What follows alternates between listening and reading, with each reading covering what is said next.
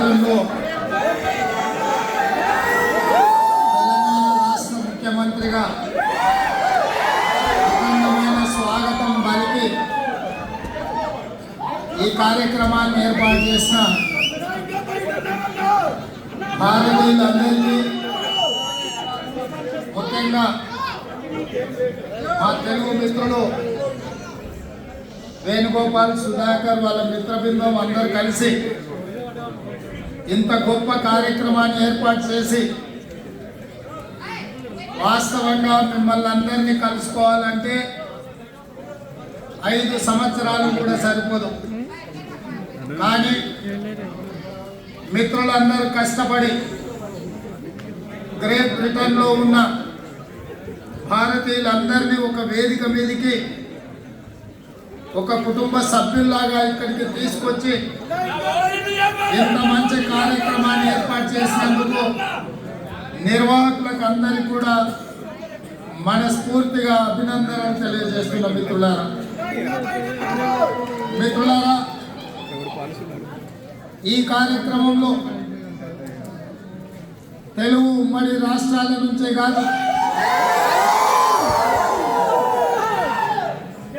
ఉత్తర భారతం నుంచి కూడా అభిమానంతో ముందుకొచ్చి వాతావరణం అనుకూలించకపోయినా, బయట చాలా చల్లగా ఉన్న లోపల మీ అందరి స్వాగతంతో ఒక మంచి వాతావరణం, వామ్ వెల్కమ్ మీరు చేస్తుండ్రు. మీకు అందరికీ మనస్ఫూర్తిగా ధన్యవాదాలు.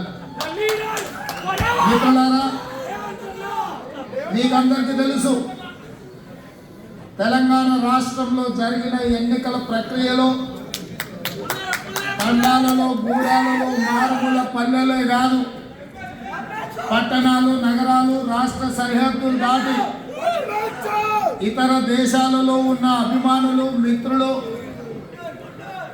కార్యకర్తలు, వాళ్ళ బంధువులను కానీ, కుటుంబ సభ్యులను కానీ, సానుభూతి పరులందరినీ కూడా సమన్వయం చేసి తెలంగాణ రాష్ట్రాన్ని పట్టి పీడిస్తున్న ఒక కుటుంబం చెర నుంచి తెలంగాణ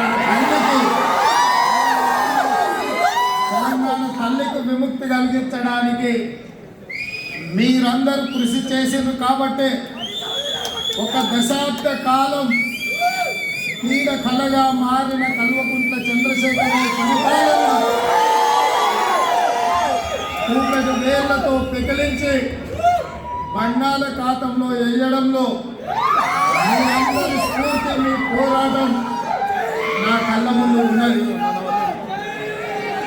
20 సంవత్సరాలు ప్రతిపక్షంలో, ప్రజలలో ప్రజా సమస్యల మీద పోరాటం చేస్తూ నిత్యం ప్రజా సమస్యల పరిష్కారం కోసం మీ మధ్యలో ఉన్నాను. కాబట్టి ఈరోజు మీ గుండెల్లో పెట్టుకొని, మీ భుజాల మీద మోసి తెలంగాణ రాష్ట్ర ముఖ్యమంత్రిగా నాకు అవకాశం ఇచ్చి ఈరోజు గ్రేట్ బ్రిటన్లో ఇంత గొప్ప స్వాగతం పలికిందంటే దీని వెనకాల మీ అందరి కృషి, మీ అందరి కష్టం ఉన్నది.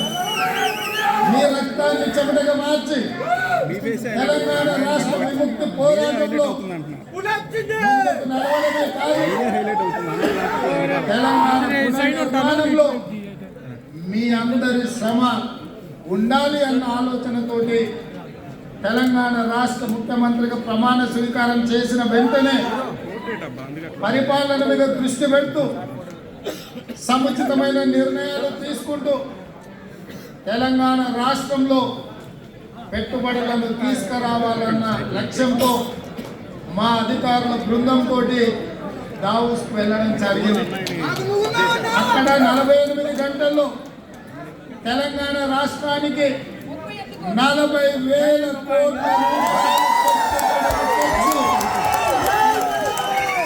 తెలంగాణ రాష్ట్ర ప్రభుత్వం మీద అంతర్జాతీయ సంస్థలకు, పెట్టుబడిదారులకు ఒక నమ్మకం, విశ్వాసం కలిగించి తెలంగాణ రాష్ట్రం పెట్టుబడులకు ఒక మంచి కేంద్రంగా మార్చి ఈరోజు తెలంగాణ రాష్ట్రాన్ని అభివృద్ధి పదం వైపు నడిపించడానికి ప్రయత్నం చేస్తున్నాం.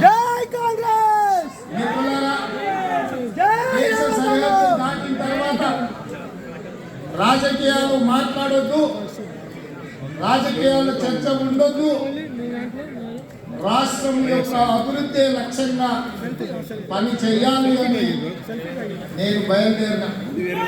కానీ ఈ 4 రోజుల్లో రాష్ట్రంలో జరుగుతున్న చర్చలు తండ్రి కొడుకు అల్లుడు కలిసి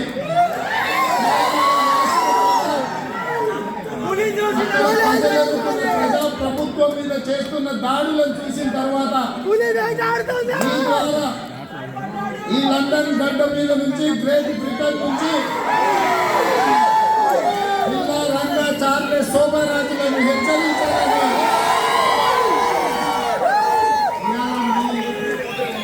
ఈ ముందు నుంచి ఈ వేదిక నుంచి కొన్ని రాజకీయపరమైన అంశాలు పరిపాలన